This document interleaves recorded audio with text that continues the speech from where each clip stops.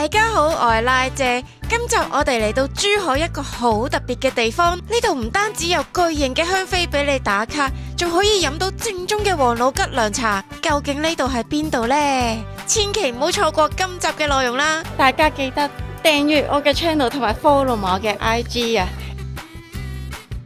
食完個 lunch，我哋就嚟到今次嘅主題啊，就係圓明新苑啊！呢度就係北京已經被破壞嘅圓明園嘅複製品啊！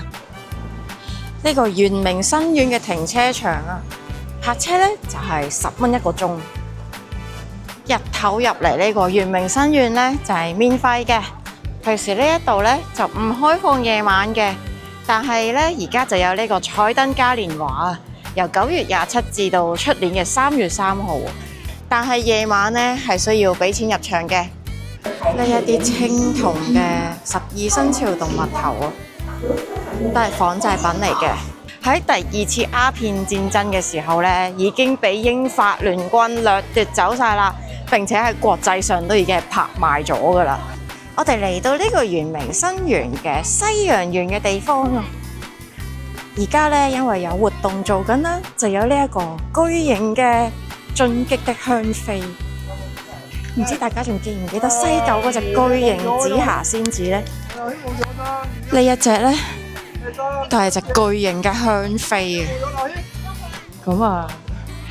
咁相對呢，精緻度嚟講呢，就一定係西九嘅紫霞仙子比較精美啦。咁呢隻香妃嘅高度呢，大概係2層樓高左右啦，比紫霞仙子矮好多。同埋唔知點解呢，佢係眯埋咗眼嘅，係咪瞓着咗呢？我哋夜晚再嚟睇下佢係咩情況先。咁呢邊呢，就係復刻翻圓明園西洋園嘅地方啊，有好多西式嘅建築啊，同埋噴水池咁樣嘅。我就唔清楚北京圓明園係點樣啦，原本個樣。但係望落呢，圓明新園呢一度呢，啲雕刻都做得相當之精緻啊，相當之華麗啊！仲記唔記得頭先介紹過嘅12生肖銅像呢？喺呢度就有全部嘅復刻版啊！喺圓明園嗰度呢，原本每一隻動物呢就會輪流噴水啊！每一個時辰，即係每隔2個鐘啦，就會有一隻係 keep 住噴水。但係嚟到圓明新園啦，咁就係唔會 keep 住噴水嘅，只係會喺每一個鐘踏正嘅時候呢，就會有呢個噴水池嘅表演啦。咁到時呢，12隻動物呢就會一齊喺個口度噴啲水出嚟啦。另一邊嘅噴水池呢，都會噴出水柱嘅。如果大家想睇噴水表演呢，就記得等到踏正啦。咁到時呢個石像呢，都會不停咁樣向自己灌水啊，不停咁樣飲水，飲好多水啊。睇完西洋園嗰邊啦，我哋就嚟翻中式呢一邊啊！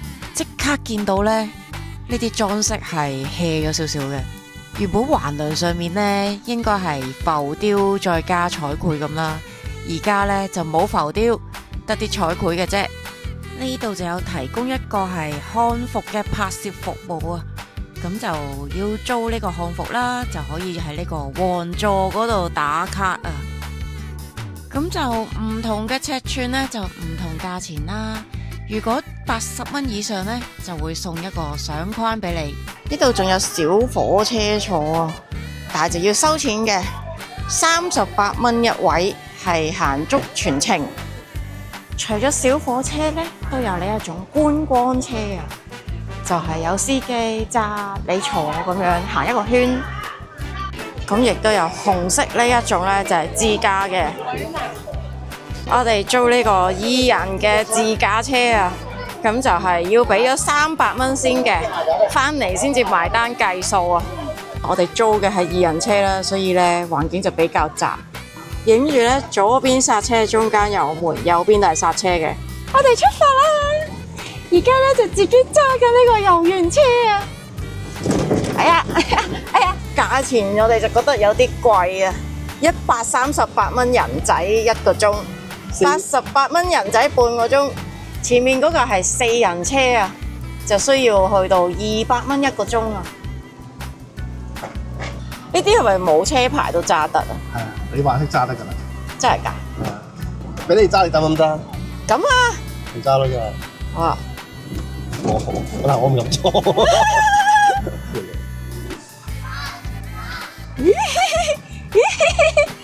冇車牌都揸得啊！OK，唔係唔好咁講添嘛你。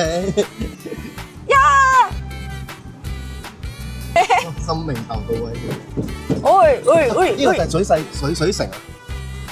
呢度有一個夢幻水城喎，不過咧感覺上就有啲破落啊、荒涼嘅感覺。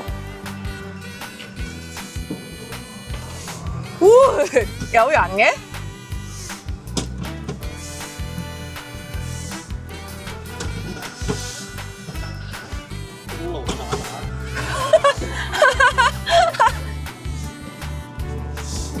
哇！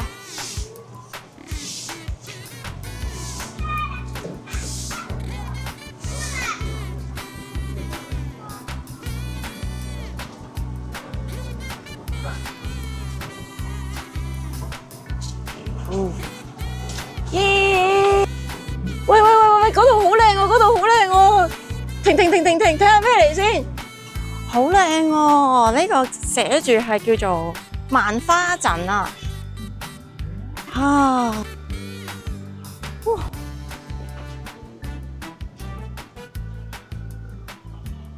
呢個亭寫住係觀陣亭喎。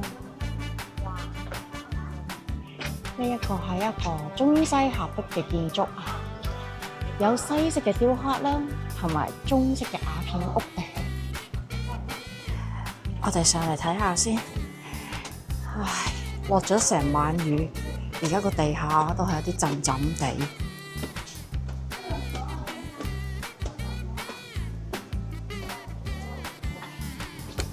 哦！哇！上邊個圓拱頂都相當有特色，上面啲雕花都幾精緻喎。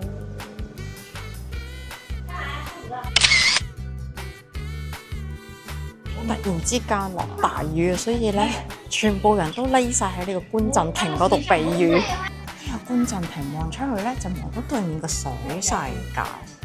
睇嚟都冇乜人玩喎，跟住就俾我見到對面個水世界有啲奇怪嘅動物嘅雕像。哇！我覺得我揸得好好喎，我對考車牌咧而家咧都相當有信心喎。女司機啊！新手女司機啊！S 型行駛啊！的士佬。拍嗰架車後面。是但啦，抬頭擺喺度得㗎啦。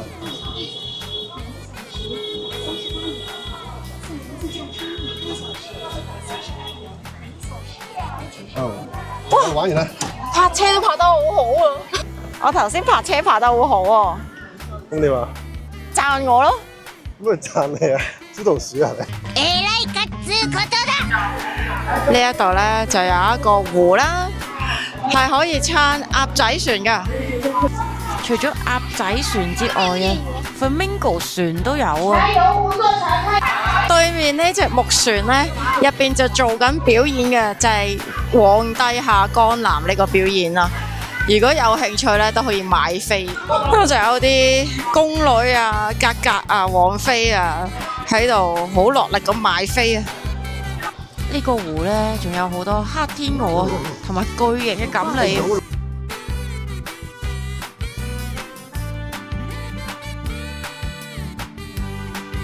呢度有一間王老吉博物館啊，有佢以前唔同嘅分店嘅相，香港都有喎。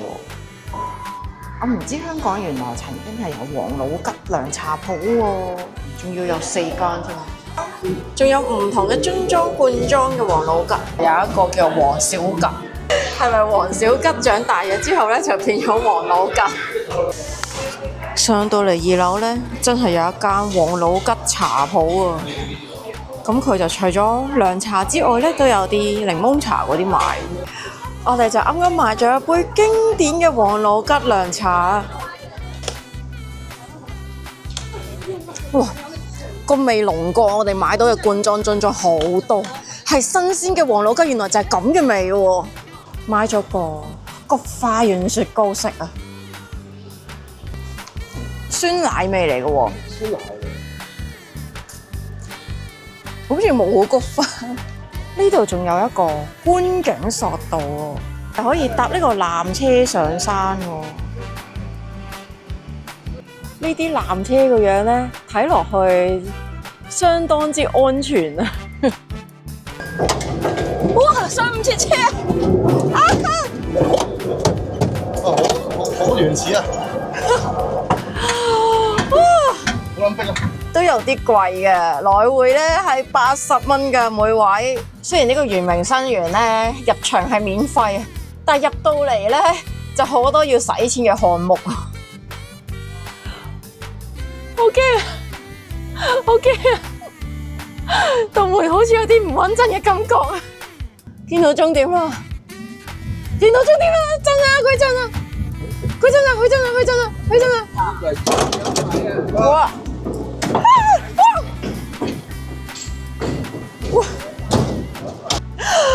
嚇死我啦！落車落得勁急，我都係頭先咧個阿叔咧見我慢吞吞咁樣咧，一手扯住我，咁樣拉我落車，嚇死我啊！上到嚟就有啲士多啊，買下椰青啊，有算命，有愛情鎖嘅專區，但係都閂晒手。呢邊咧就有山頂歡樂場嘅廢墟，都見到仲有啲殘留嘅氣球喺嗰度。呢度望過去咧，就係呢一個索步道啊，好似係有637米啊，定673米嘅。咁但係我哋就唔打算行晒啦，因為呢度超大風啊，同埋個天都烏雲密布，唔知幾時會落大雨。呢個咁樣嘅纜車啊，係完全唔值得搭㗎，80蚊來回喎。雖然你都可以選擇自己行上嚟啊，但係其實上到嚟咧係冇乜嘢睇啦，啲鋪頭都冇乜點開啊。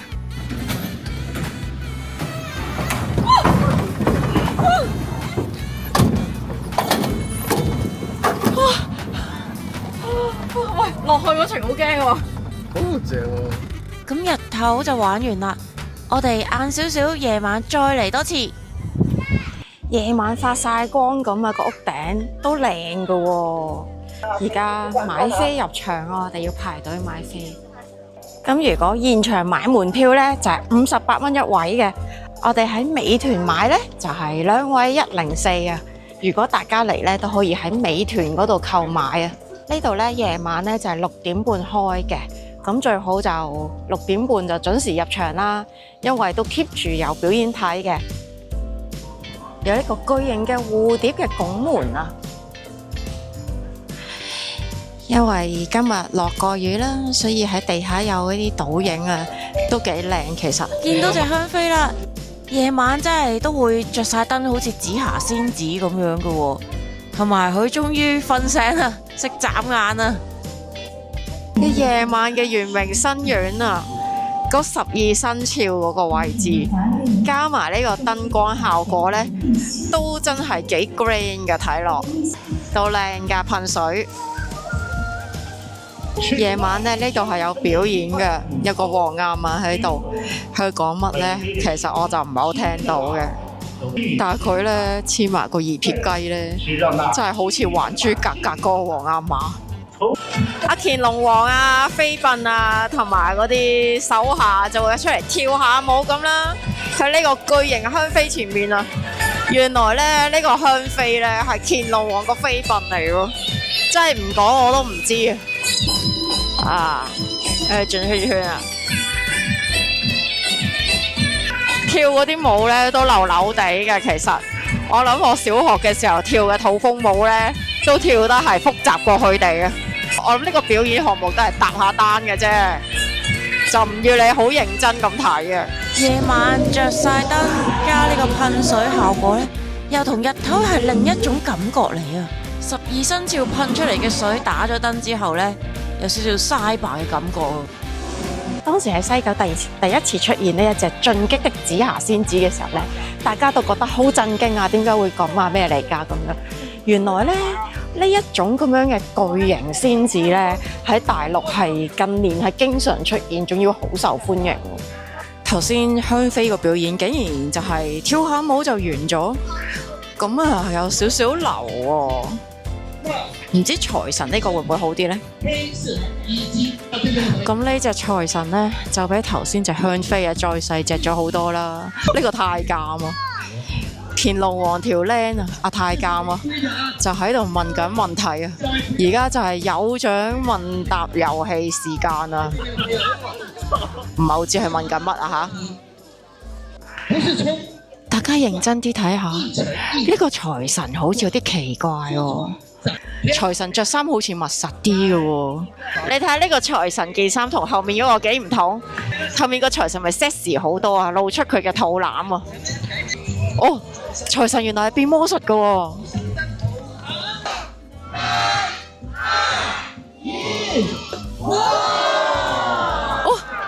哦，變咗箱錢出嚟啊！頭先個皇上嚟嘅喎。係咪睇皇上變咗太監咧？吓？皇上變太監？你根本就係新年嘅慶祝活動啊！因為佢做到出年嘅3月啊，所以咧佢而家咧就順便俾你 preview 埋新年先啊！個表演我諗大概持續咗20零30分鐘，咁又完咗啦。我哋就跟住啲人遷晒去下一個表演場地喎。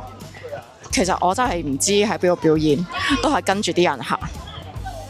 而家呢係7點56分啊！我哋已經睇完第2場表演啦。咁而家真係自由活動時間喎，咁就叫你8點半先至返嚟睇第3個 show，亦就係最後一個 show 啊！呢啲走廊位其實都幾靚，夜晚開咗燈之後呢，同日頭呢就有個唔同嘅感覺啊！呢度啲紅燈籠呢就唔着喎。如果着咗就會靚啲啦，呢條路。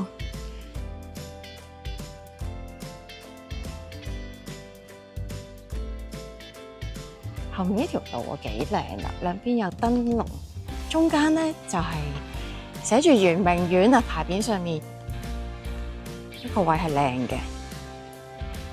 見到有漢服嘅小姐姐喺度打卡啊！上面呢一度咧擺嘅咧就係滿清嘅白旗啊！圓明園個門出嚟，咁就見到一個庭園。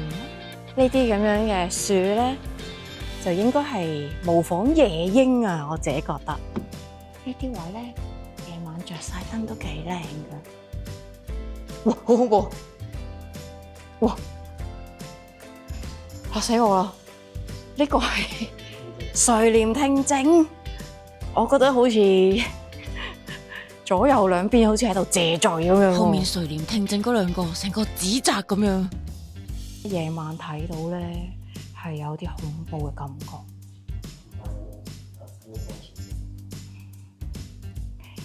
呢啲滿漢全席咧，夜晚影都有種係詭異嘅氣氛。我哋都係出去先啦。出到嚟呢度咧，望到對面嘅主殿咧，係幾靚嘅呢個位，即係加埋啲水嘅倒影啦，呢個夜景都靚嘅。不過呢度咧夜晚行咧就要小心啲啦，因為其實佢好多地方咧都係冇燈嘅，咁上落樓梯咧就要加倍留神啦。我哋行返入條主路嗰度啦。上面咧兩邊就掛晒呢個紅色嘅燈籠啊！哦，呢度打卡都靚㗎喎。咁呢啲燈啊、庭園啦，夜晚靚唔靚咧，就見仁見智啦。我自己就覺得咧，佢打燈係紅藍綠咁樣嘅色咧，就有 TVB 嘅感覺。夜晚咧，由於呢度咧街燈比較少，咁感覺咧去打綠色燈呢，就會相當之詭異啊！你睇下後面呢座建築物，成座鬼城咁樣。我哋嚟到第3個表演啊，亦都係最後一個表演嘅地方啊！呢度有8段錦喎，仲要教埋你點樣做喎。職訓局咧就建議咧，即係開工之前咧就做咗8段錦，做一個早操啊、熱身活動嘅，咁樣就會安全啲，冇咁容易受傷。